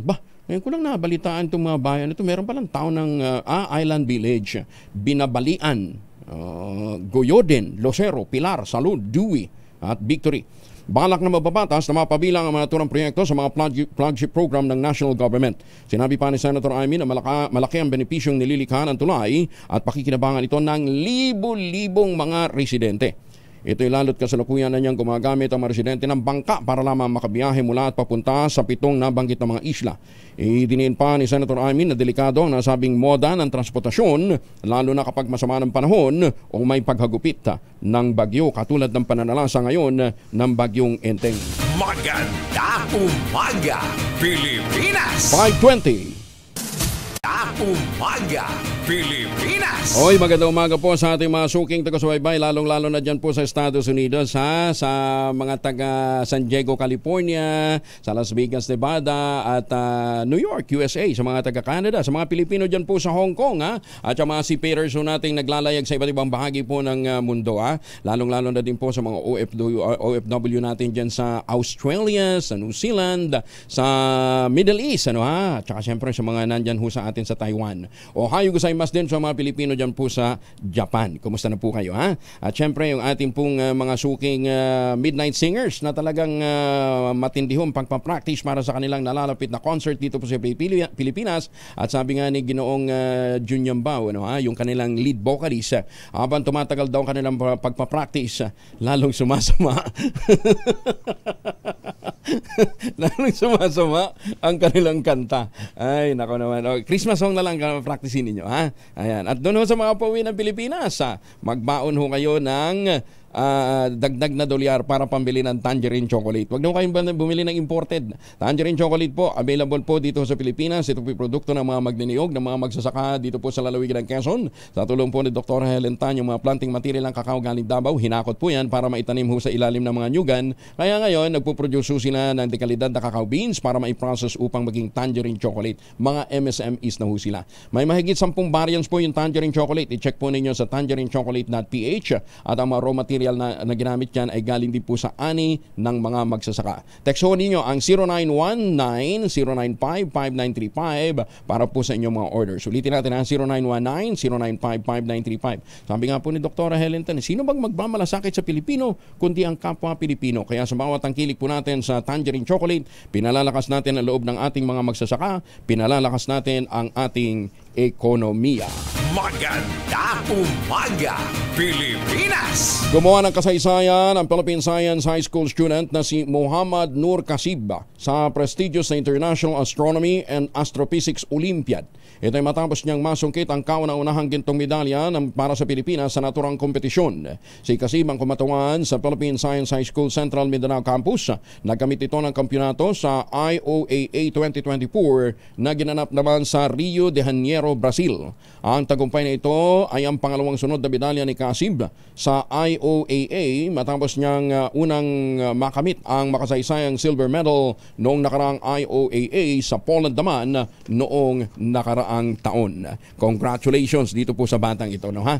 And congratulations po kay Governor Lala Mendoza, ha? Dito po sa successful na pagdiriwang po naman ng Kalibungan Festival noong pong nakaraang weekend. Ayan, ha?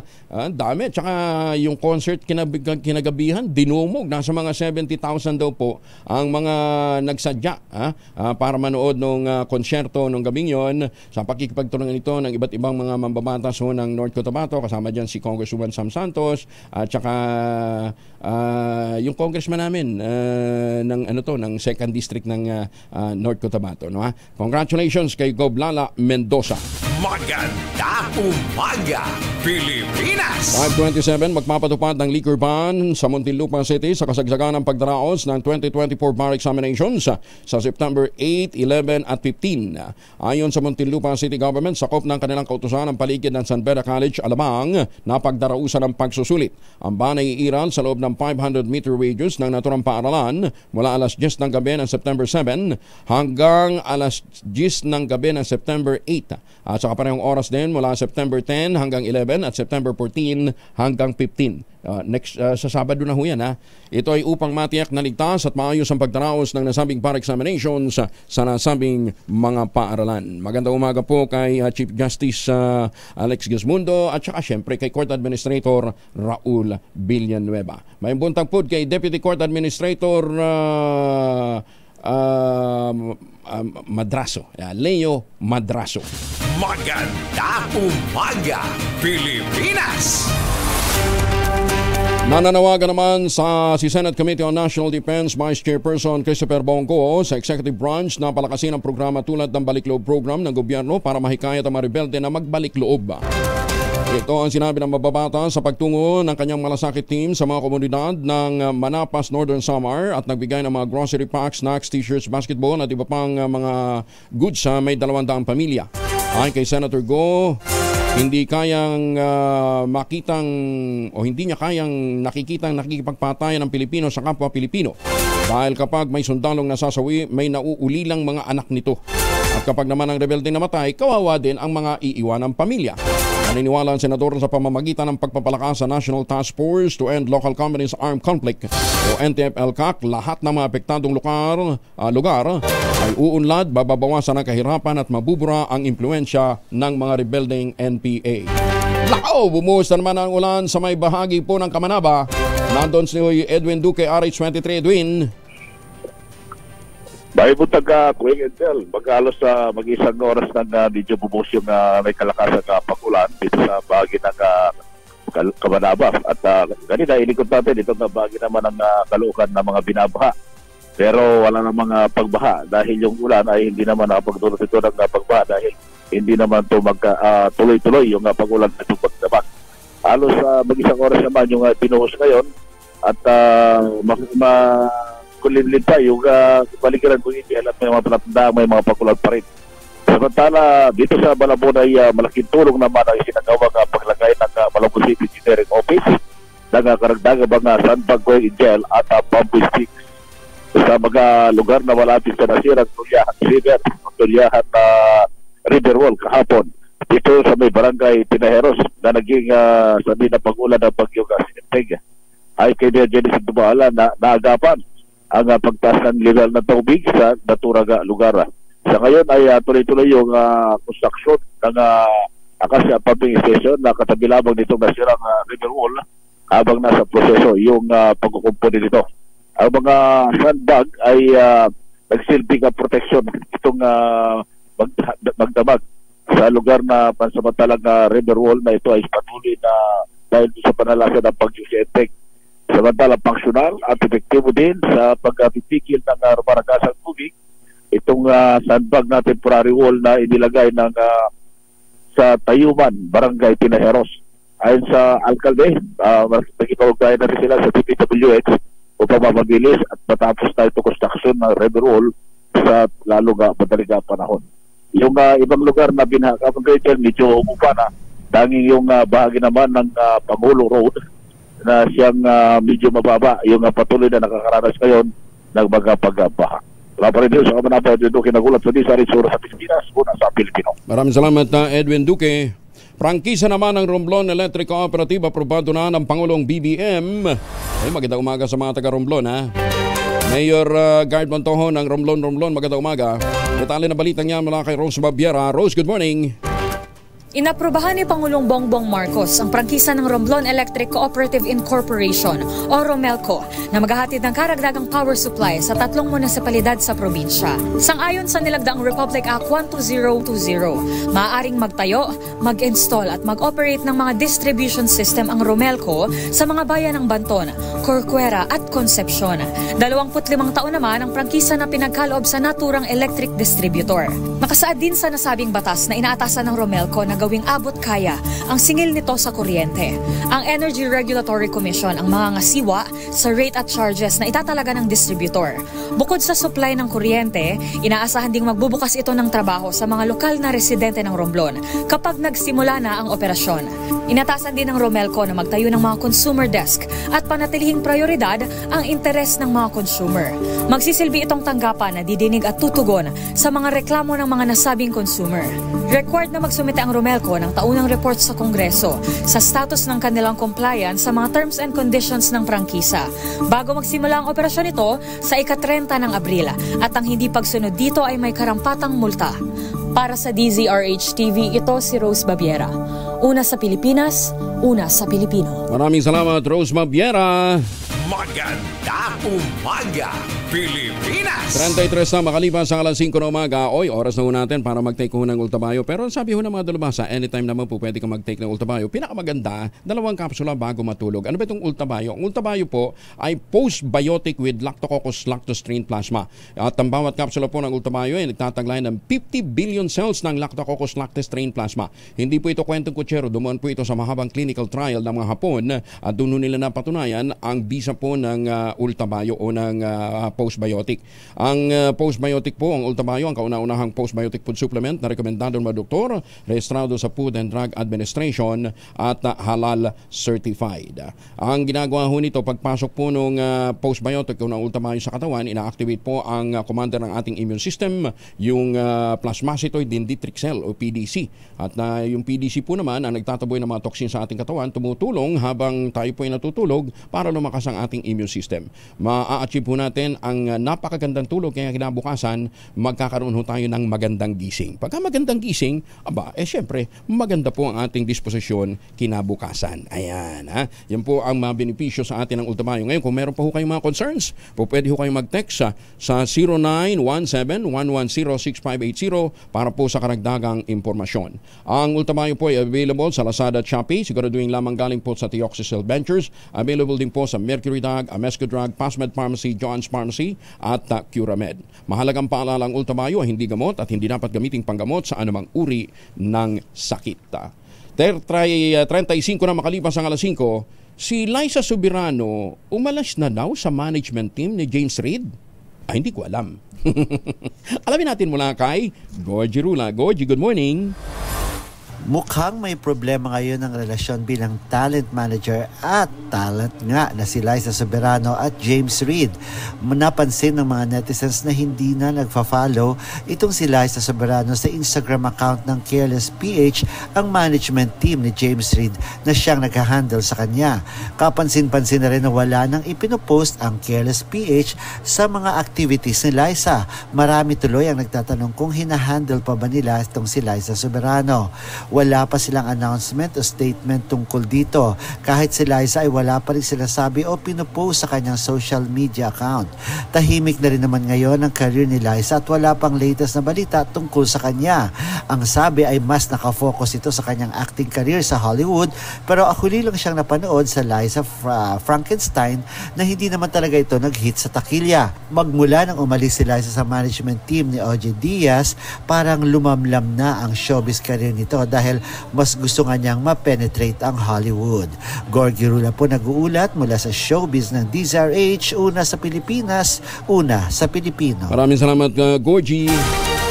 Naniniwala naman si Vice President Sara Duterte na wala na sa Davao City ang puganting leader at pastor ng Kingdom of Jesus Christ na si Apollo Kibuloy. Ito ay sa patuloy na paghahanap ng pambansang pulisya kay Kibuloy na pinaniniwala ang nagtatago lamang sa loob ng compound ng KOJC. Parang sabon na ito, Kojik. Sinabi po ni BP Sara na sa haba ng panahon pwedeng umalis na ng Davao si Kibuloy. Nang tanungin kung nasaan si Kibuloy, paberong sagot ng Vice Presidente, nasa langit na umano ang pastor. Parang ganun din yung banat kahapon ni ni Congressman Bebot Alvarez, Ayan. Baka nasa langit na daw. Kung nasa langit na, baka sayang ho yung ginagawang paghukay ngayon sa loob po ng compound ng Kingdom of Jesus Christ. Pakita nga natin, Aris TV. Ito yung kumakalat na picture ngayon sa social media. Ayan, hinuhukay nila. Gumawa doon nga ng mga miners galing po sa Diwalwal, Mount Diwalwal, at tinitingnan kung saan papunta yung tunnel. Kasi may tunnel daw talaga na that will lead to an exit point. Kung saan ba yung tunnel na yun? Baka nakaalis na nga po. Ayan. Medyo malalim-lalim na ho yung hukay na yan. Baka naman tunnel ho na yan. Ginamit ho ng panahon ng hapon. Magandang umaga, Pilipinas!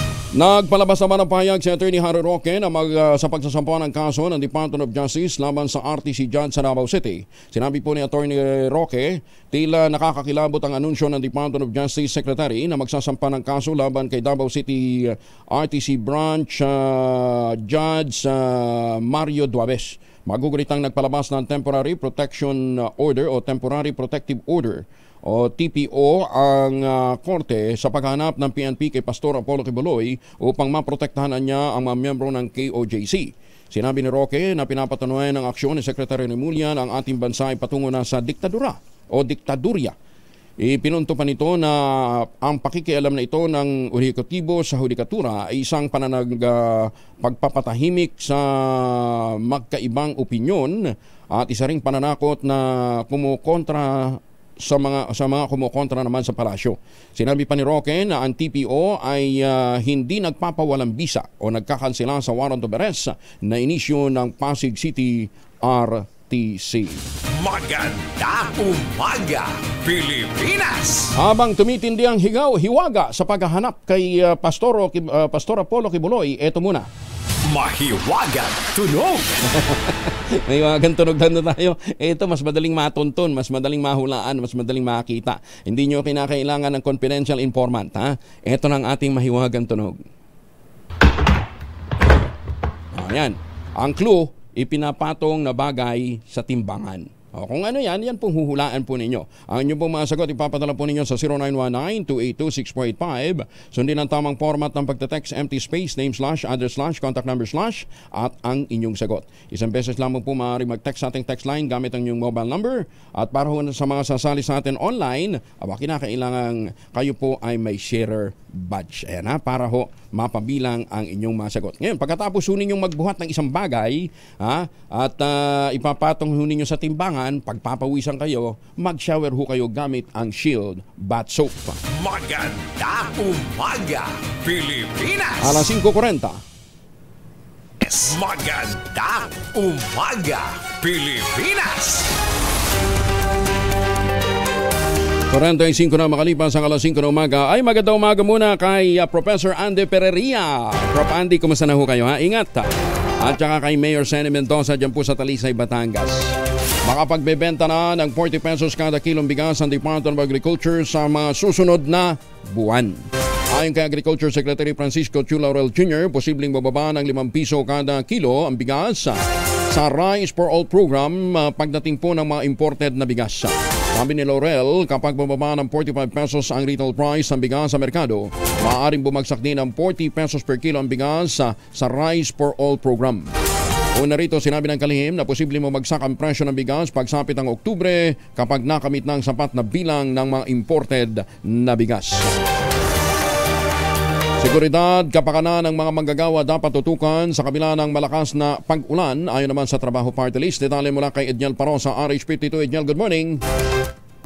Iginiit ng Trabaho Party List na dapat paalalahanan ng Department of Labor and Employment ang mga employers na alagaan ng seguridad at kapakanan ng mga manggagawa ngayong nararamdaman ng epekto ng bagyong Enteng at hanging habagat. Tinukoy ni Attorney Filemon Ray L. Javier, tagapagsalita ng grupo, ang regulasyong inilabas ng DOLE patungkol sa pagsuspindi ng trabaho dahil sa kalagayan ng panahon. Batay sa Labor Advisory No. 17, Series of 2022, ang mga manggagawang nagtatrabaho ng di bababa sa 6 na oras bago masuspindi ang trabaho ay dapat makatanggap ng buong sahod sa naturang araw. Paalala ng Trabaho Party List, kung bababa naman sa 6 na oras ang trabaho, ang empleyado ay makatatanggap ng proportionate wage na nakabase kung ilang oras siya naggagawa ng tungkulin. Ngunit kung di naman makapasok sa trabaho manggagawa, maaring di siya makatanggap ng sahod sa naturang araw, pero di ito pwedeng maging rason upang sila ay parusahan ng administratibong kaso sa kumpanya. Nakaranas ng matinding pag-ulan at pagbaha ng iba't ibang bahagi ng Metro Manila at mga karatig lalawigan kahapon matapos maramdaman ng bansa ang agupit ng bagyong Enteng kasabay pa ng pag-ulang dala ng hanging habagat. Tututukan at itinutulak ng Trabaho Party List sa Kongreso ang ilan pang mga hakbang upang tulungan ang mga manggagawa sa oras ng sakuna, gaya na lamang ng pagmungkahi ng calamity pay sa mga manggagawa na pumasok sa trabaho kahit bumabagyo at iba pang calamity assistance.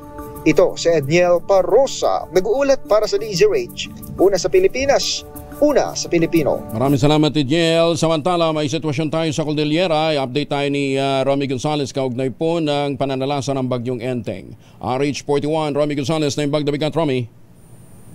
Good morning, Ka-Angel. Naka-blue alert na ngayon ang Operation Center ng Cordillera Rail Disaster and Risk Reduction and Management Council sa buong Cordillera Region. Sa ngayon ay wala pa namang nai-report sa anumang mga damages o kaya biktima ng pananalasa ng bagyong Enteng sa nakalipas na 24 oras. Sa ngayon ay lahat ng mga Disaster Risk Reduction and Management Officers sa iba't ibang panig ng Cordillera ay inactivate na kahapon pa upang bantayan ang ating mga kababayan sa iba't ibang mga lalawigan.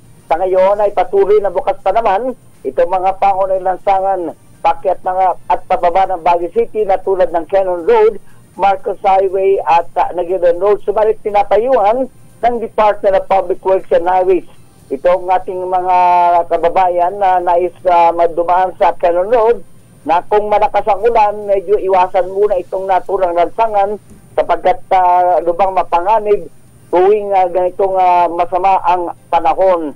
Sa ngayon ay yung area ng Pilando, area sa may Hartima Highway ay patuloy na binabantayan ng ating mga authority sapagkat ito nga ay bumagsak kamakailan pero may ginawang parang temporary road. Subalit medyo delikado kung kaya patuloy na pinapayuhan yung ating mga motorista ngayong panahon ng bagyo na mag-ingat sa kanilang paglalakbay. Sa ngayon ay suspendin na rin yung ilang mga paaralan, ang publiko at pribado sa iba't ibang panig sa Cordillera Region.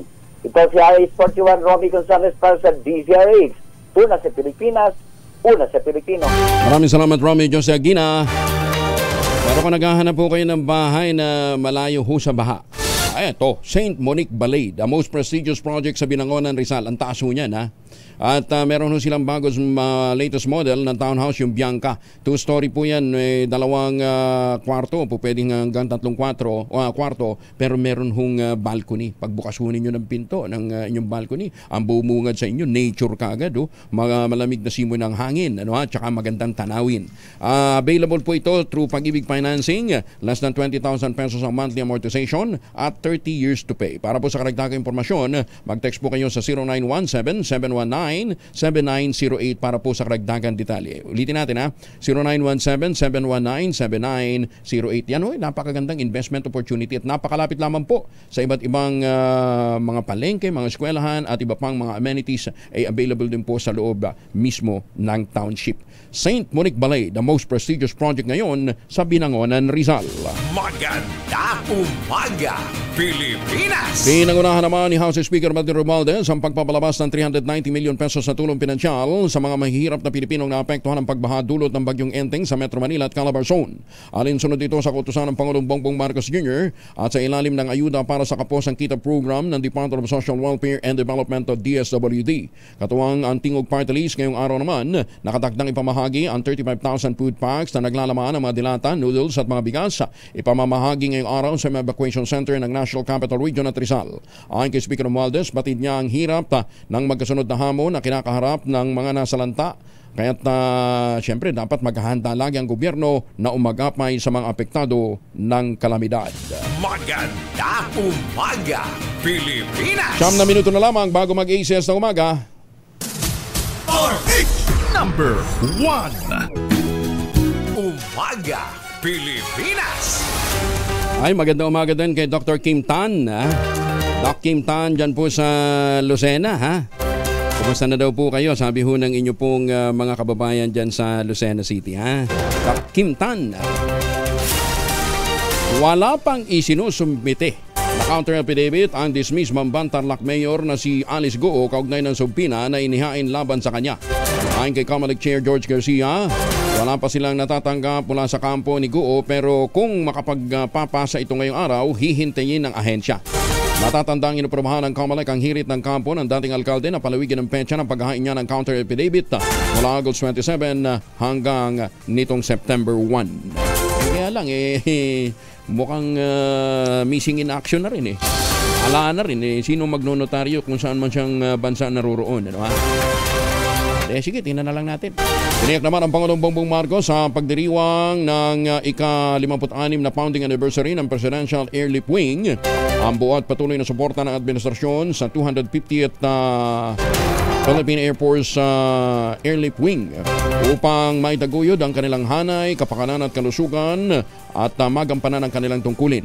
Ayon sa Pangulo, hindi niya maayos na magagampanan ang mga gampanin at paabot ang serbisyo sa taong bayan ng mga personnel kung walang tulong ng Presidential Airlift Wing para sa kanyang transportasyon at iba pang mga local at international VIP. Ito yung naghahatid sa Pangulo sa mga biyahe niya. Sinabi ng Pangulo, hindi lang siya o ang Pangulo ang daladala ng mga tauhan ng 250th Philippine Air Force Airlift Wing, kundi ang pag-asa ng bawat Pilipino tungo sa bagong Pilipinas. I cannot imagine pagka merong bagyo, pagka merong krisis na hindi ko mapuntahan dahil walang eroplano o hindi lumilipad dahil sinaservice, whatever, hindi mahina yung maintenance, whatever. For the political things, pagpunta ko sa mga LGU, I simply could not do the job that I need to do without the airlift wing available to me. And that is how important the job is that you do. And that is not only directed towards myself, the first family, and all our VIP guests, but it is an important part. It is an important part of our effort at nation building. Ang tinig po ng Pangulo sa kanyang pagkilala sa mga ginagawa ng mga miyembro ng Presidential Airlift Wing. And with that, papaalam na ho tayo. Kuya Angel po, si Angelo Palmones, nag-iwan sa inyo na isang magandang umaga. Maraming salamat sa inyo lang sawang pagsubaybay, pakikinig at pagtitiwala. Magtanim ng kawayan para sa kalikasan at kabuhayan. Ang ating quote of the day ngayong araw na ito ay mula po sa isang American coach na si Michael Krzyzewski. Ang sabi po ni Coach Mike, arrogance requires advertising. Confidence speaks for itself. Magandang umaga, Pilipinas! 2 por 2, susunod na 2 minuto na lamang, ACS na umaga.